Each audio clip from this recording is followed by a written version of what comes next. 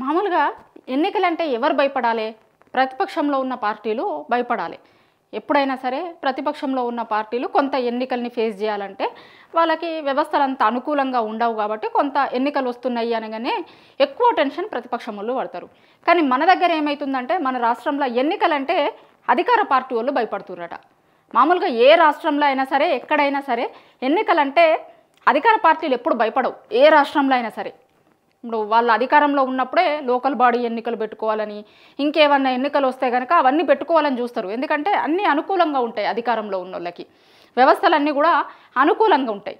కాబట్టి ఎన్నికలు అంటే అరే ఎన్నికలు వస్తున్నాయి అంటే పెద్ద టెన్షన్ ఏదో తీసుకున్నట్టు, లేకపోతే అరే ఎన్నికలు వస్తున్నాయి కదా ఇప్పుడు మనం ఇట్లా ప్రిపేర్ కావాలి అట్లా ప్రిపేర్ కావాలన్నట్టు పెద్ద ఎక్సర్సైజ్ ఏమో చేయాల్సిన అవసరం ఉండదు. ఎందుకంటే అన్నీ అనుకూలంగానే ఉంటాయి కాబట్టి సరే కొంత ఎక్సర్సైజ్ చేస్తారనుకోండి. కానీ ప్రతిపక్షం వాళ్ళతో పోల్చుకుంటే అధికార పార్టీ వాళ్ళకి కొంత ఎక్సర్సైజ్ అనేది తక్కువ ఉంటుంది. కానీ మన దగ్గర మాత్రం ఇప్పుడు కాంగ్రెస్ గవర్నమెంట్ ఎన్నికలకు పోవాలంటే భయపడుతున్నారట. ఏం ఎన్నికలు ఉన్నాయి ఇప్పుడు అంటే లోకల్ బాడీ ఎన్నికలు ఉన్నాయి కదా, పెట్టాలి కదా. ఇప్పటికే చాలా రోజులు అయిపోయాయి, అంతకుముందు ఎప్పుడో పెట్టాలి.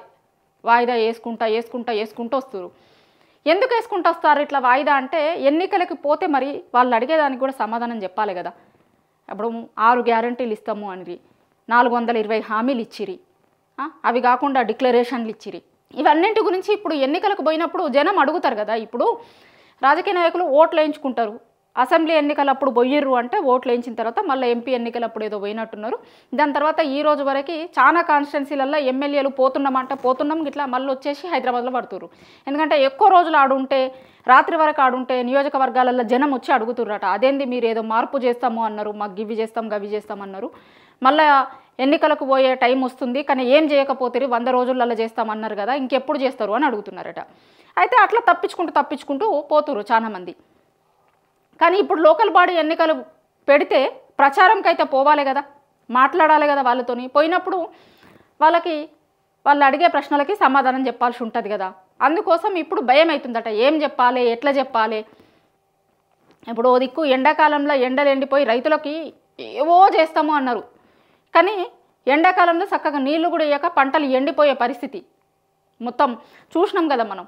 పొలాలు మొత్తం కూడా ఎండిపోయే పరిస్థితి వచ్చింది నీళ్ళు ఇయ్యక. చక్కగా పెట్టుబడి సాయం ఇవ్వకపోతిరి, రుణమాఫీ చేయకపోతిరి, రైతు డిక్లరేషన్ పేరు మీద ఇచ్చినవి ఏమి చేయకపోతిరి. ఇందిరమ్మ ఇండ్లు అన్నారు. ఊర్లలోకి పోతే కనుక ఖచ్చితంగా ఇందిరమ్మ ఇండ్ల మీద పెద్ద ఎత్తున ప్రశ్నిస్తారు. ఎందుకంటే ఎవరికైనా సరే సొంతిల్లు అనేది కళ.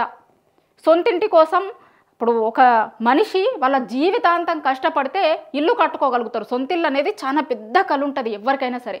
ఊర్లలో సామెత కూడా ఉంటుంది కదా, ఇల్లు కట్టి చూడు పెళ్లి చేసి చూడు అని. ఎందుకంటే రెండు చాలా పెద్ద బాధ్యతలు. మామూలు మధ్యతరగతి వాళ్ళకైతే ఇవి రెండు చాలా పెద్ద బాధ్యతలు. కానీ ఇందిరమ్మ ఇండ్లు ఇస్తామన్నారు వీళ్ళు. సరే జనం నమ్మిర్రు, ఓటేసిన తర్వాత ఇప్పుడు ఇందిరమ్మ ఇండ్ల పరిస్థితి ఏంది అనేది చూస్తున్నాం మనం.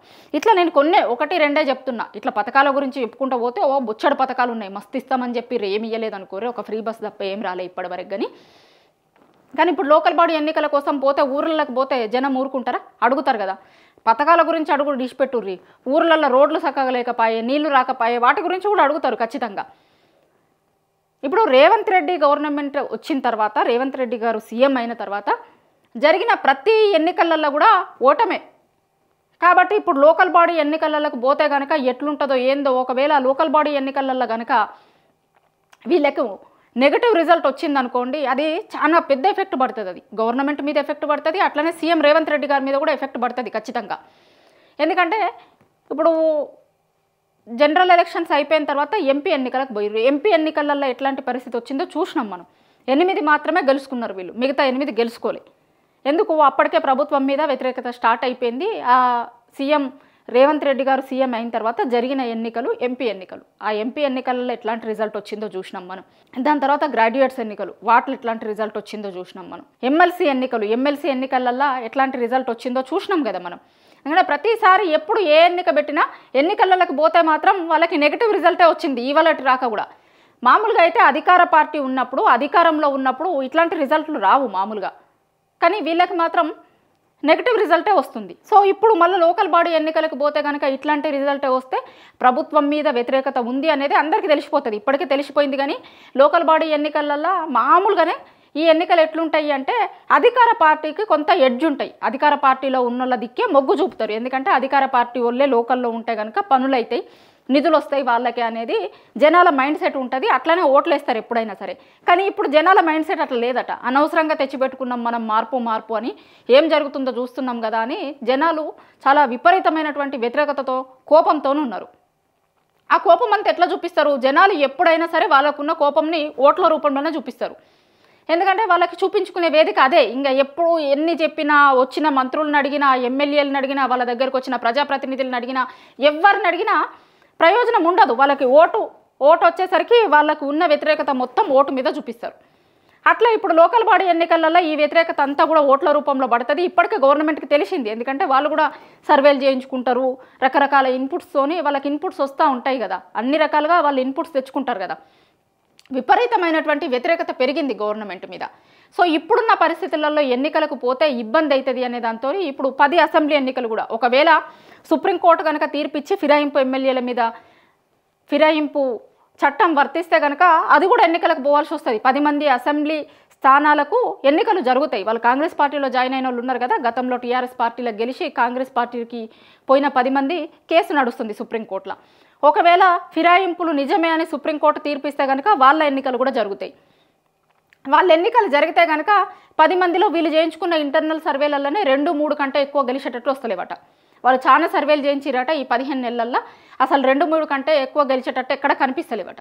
దానికి తోడు ఇప్పుడు ఒకవేళ లోకల్ బాడీకి కనుక పోవాల్సి వస్తే సీఎం రేవంత్ రెడ్డి గారి సీటుకే ఎసరు వచ్చే అవకాశం ఉంటుంది. ఎందుకంటే 15 నెలల కిందట ఉన్నదానికి ఇప్పుడు 15 నెలల తర్వాత ఇంత తక్కువ కాలంలో, ఇప్పుడు మామూలుగా 5 ఏళ్ల వరకు వ్యతిరేకత రావడం ఏ గవర్నమెంట్ మీదనైనా కొంత ఉంటుంది, కానీ 15 నెలలలోనే ఇంత దారుణమైన వ్యతిరేకత వచ్చుడు ఎప్పుడు కూడా ఏ గవర్నమెంట్లో ఉండదు. కాబట్టి వాళ్ళ హైకమాండ్ కూడా చూస్తుంది కదా ఇదంతా. ఎందుకంటే సీఎం రేవంత్ రెడ్డి గారు అయిన తర్వాత జరిగిన ప్రతి ఎన్నికల్లో వాళ్ళకి నెగిటివ్ రిజల్టే వచ్చింది. అది ఎంపీ ఎన్నిక కావచ్చు, ఎమ్మెల్సీలు కావచ్చు, ఏ ఎన్నికైనా సరే. కానీ అప్పుడు ఏదో ఎంపీ ఎన్నికలప్పుడు ఇంకొక రీజన్ చెప్పుకుంటూ వచ్చిర్రు, ఎమ్మెల్సీ ఎన్నికలప్పుడు ఒక్కొక్క రీజన్ చెప్పుకుంటూ వచ్చిర్రు. కానీ ఇప్పుడు లోకల్ బాడీ ఎన్నికల్లో ఈ రీజన్స్ ఏం పనికిరావు. ఎందుకంటే లోకల్ బాడీ ఎన్నికల ఎలక్షను వేరేలాగా ఉంటుంది. ఇప్పుడు చెప్పిన ఎంపీ ఎన్నికలకో ఇంకొక దానికో చెప్పిన ఎక్స్క్యూజెస్ ఏవి కూడా దీనికి వర్తించాయి. కాబట్టి హైకమాండ్ కూడా సీరియస్గా